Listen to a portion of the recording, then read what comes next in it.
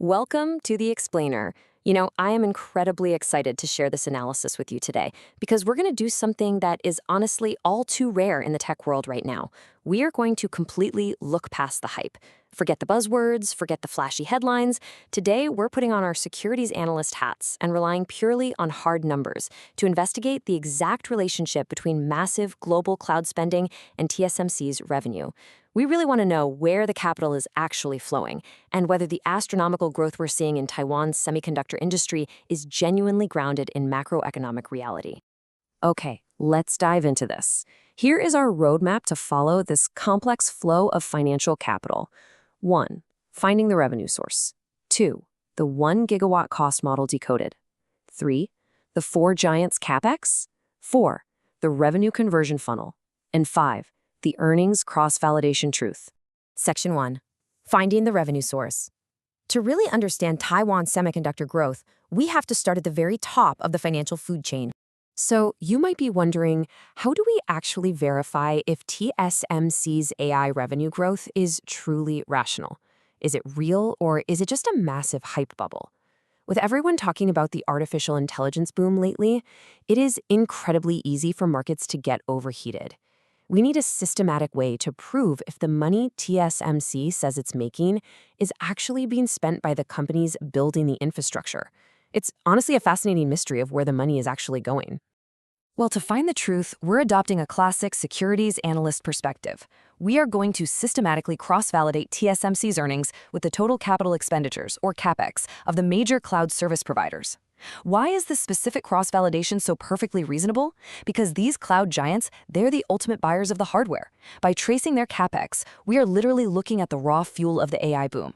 If their infrastructure spending doesn't align perfectly with TSMC's reported revenues, we've got a disconnect and potentially a hype bubble. But if it does align, we have verifiable proof of a robust, sustainable trend. Section 2. 1 GW cost model decoded. This is where we establish our analytical measuring stick. To make this massive comparison, we use a baseline calculation called the 1 gigawatt AI data center cost model. This states that every single gigawatt of AI computing capacity requires approximately $35 billion in capital expenditure. $35 billion. To put that scale into perspective, 1 gigawatt is roughly the power generation of a nuclear reactor, or exactly what Doc Brown needed for his DeLorean.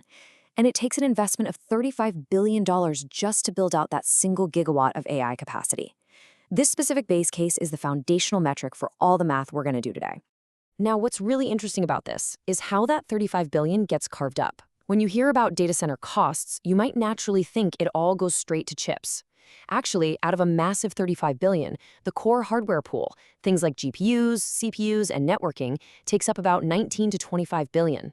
But the absolutely crucial part for our analysis is the Taiwan foundry and packaging pool. Only a highly specific $2 to $2.5 billion flows directly to Taiwan's semiconductor foundries for raw wafer production and advanced packaging techniques like CoWoS. That's the complex technology used to stack these high-performance chips together. The rest goes to other infrastructure costs like cooling, power equipment, and land. We're zeroing in exactly on that $2 to $2.5 billion slice. It's also vital to note that we are using a strictly conservative model here. You might see other models out there like the Fantastic High Case, which estimates a much higher $51.6 billion per 1 gigawatt. But we don't use that one. Why? Well, because the Fantastic model includes the full server bill of materials, things like high bandwidth memory, printed circuit boards, and power supply units. While those are definitely part of the data center, they don't directly convert into TSMC's foundry or advanced packaging revenue. By sticking to our precise $35 billion base model, we're proving that our approach is rigorously conservative because it explicitly excludes unrelated server components. Section 3. 4 giants CapEx. It is time to plug the macro data of the tech world's biggest players into our model. Based on the latest earnings signals and forward guidance, we can brilliantly illustrate what the major cloud service providers are planning for 2026. We're talking about Amazon, Meta, Alphabet, and Microsoft. We adjusted the gross CapEx numbers to strip out all the non-AI investments, like Amazon's retail logistics or general office real estate. This isolates the true AI data center commitments. Meta's spending is almost entirely AI-driven, Alphabet is pouring money into technical infrastructure, and Microsoft is heavily buying up capacity. These aggressive upward revisions in their respective earnings reports conclusively prove that robust AI growth and infrastructure scaling are still the absolute highest priorities for these tech leaders. When you add up all those highly focused, AI-adjusted projections for those four giants in 2026, you get a staggering combined total, $554 billion to $652 billion. That is the massive pool of capital these four companies are actively deploying. This incredibly huge number perfectly sets the stage for our final calculation. Section 4. The Revenue Conversion Funnel. Let's funnel that massive macro spending down to see how it shrinks into focused hardware revenue. Let's walk through this crucial top-down mathematical conversion step by step. Step 1, we start with that total CSP CapEx we just calculated, $554 to $652 billion. Step 2, we divide that capital by our $35 billion base model. That gives us a global build-out capacity of roughly 15.8 to 18.6 gigawatts. Step 3, we multiply those gigawatts by the $2 to $2.5 billion that actually flows to Taiwan. This top-down mathematical funnel explicitly shows how global spending trickles down to yield a highly accurate $31.7 to $46.6 billion revenue pool specifically for Taiwan's semiconductor foundries. Section 5. Earnings Cross-Validation Truth. Time for the grand reveal, pitting our mathematical model against TSMC's actual reported reality. Let's look at TSMC's actual Q1 2026 earnings signals.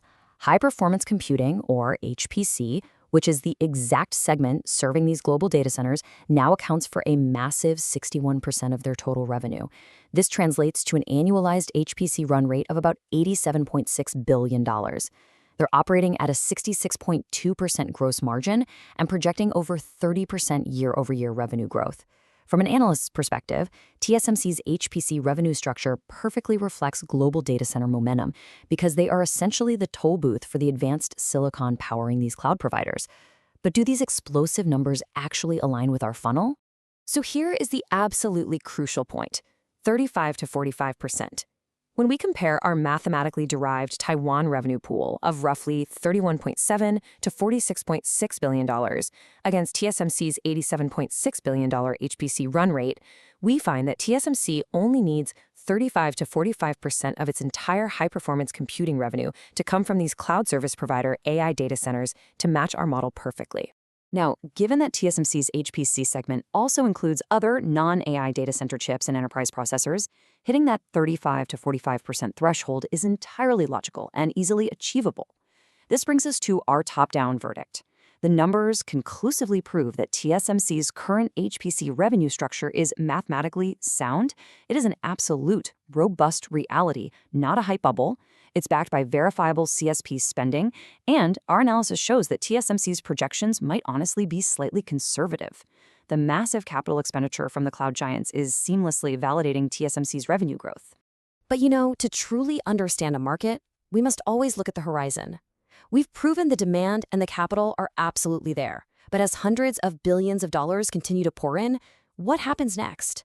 Will local power grids, geographical land restrictions, or the physical limits of advanced packaging capacity become the ultimate bottleneck for this massive global AI build-out? It's a fascinating challenge, and I really hope this explainer has given you the foundational data to watch you it all unfolds. Keep learning, keep questioning, and we'll catch you next time.